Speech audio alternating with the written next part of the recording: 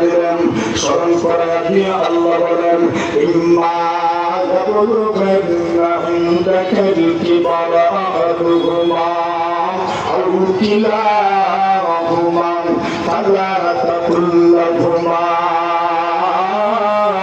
أف ولا تنهرهما وقل لهما قولا كريما।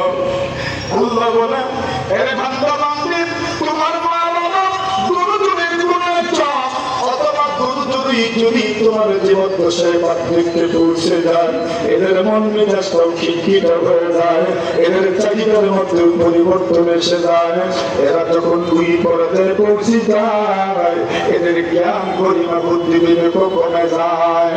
আল্লাহ বলেন ওই সময় ফালা তাকুল্লাহুমা, তুমি তাদের উদ্দেশ্য করে এমন কোন কথা বলো না যে কথার কারণে তোমার বিরক্তি প্রকাশ পায়। তুমি এদের সাথে এমন কোন কথা বলো না যে কথার কারণে অসৌজন্যতা প্রকাশ পায়। তুমি এমন কোন কথা বলো না যে কথা বলার কারণে তাদের মন কষ্ট হয়। তুমি এমন কোন কথা বলো না যে কথা বললে পরে তাদের মনটা ভেঙে যায়। কেন জানি ওই সময় তোমাকে আল্লাহ স্মরণ করে দিচ্ছেন, আমাকেও আল্লাহ স্মরণ করে দিচ্ছেন। ও কুল্লাহুমা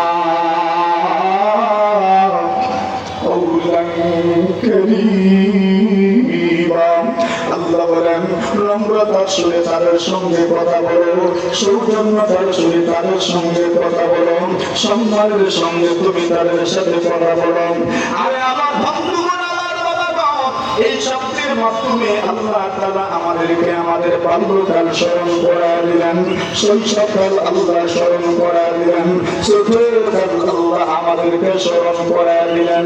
কেমনে স্মরণ করাইলেন? আল্লাহর বান্দারা বলেন আমরা যখন ছোট ছিলাম আমাদেরও জ্ঞান গরিমা ছিল না, আমাদেরও বুদ্ধি বিবেক ছিল না, আমরাও কোনো কিছু বুঝে উঠতে পারতাম না।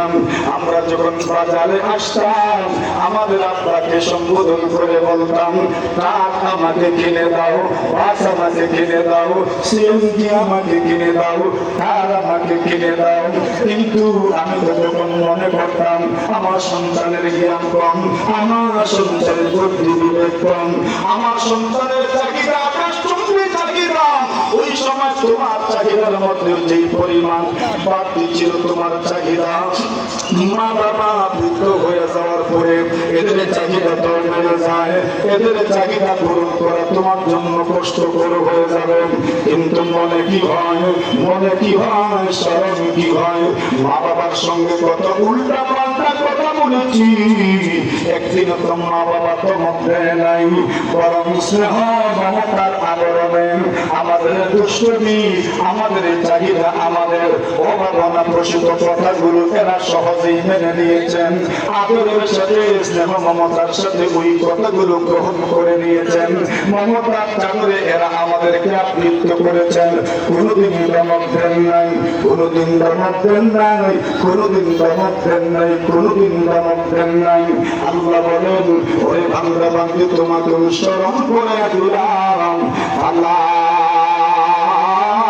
তাকুল্লাহুমা উফিন ওয়ালা তানহারহুমা।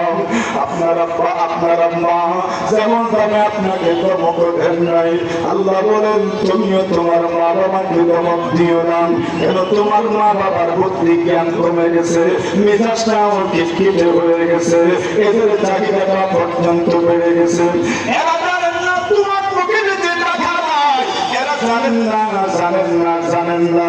কিন্তু মনে রাখো, মনে রাখো, এই দুনিয়াতে কোনো মা বাবার পড়ে তার সন্তানের জন্য কোনোদিন বন্ধ হয় নাই, কিন্তু সন্তানের পক্ষে কোনো মা বাবার জন্য বড় সহজে বন্ধ হয়ে যায়, কিন্তু কোনো বাবার পক্ষে কোনোদিন সন্তানের জন্য বন্ধ হয় নাই। ঠিক না? একটা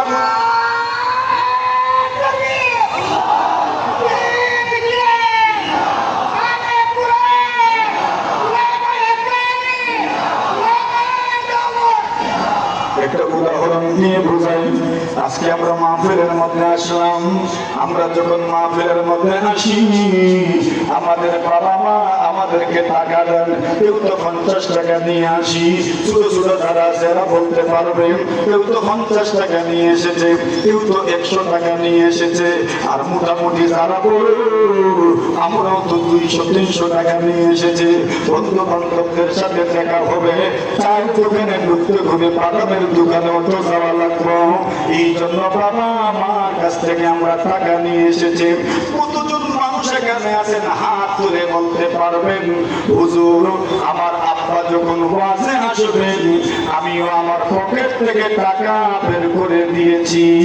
এমন মানুষ কতজন আছেন? এমন কতজন আছেন বাবার কি বন্ধু নাই? বাবা যে ওয়াজে আসলেন, আপনি কি টাকা বাহির করে দিয়েছেন, টাকাটা নিয়ে ওয়াজে যান।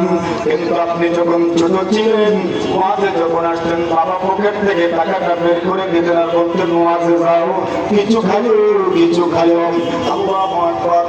আমরা ওই দিকে যাই না। ছোট্ট একটা ঘটনা আপনাদেরকে শোনাই, কষ্ট হয়েছে আপনাদের? আচ্ছা,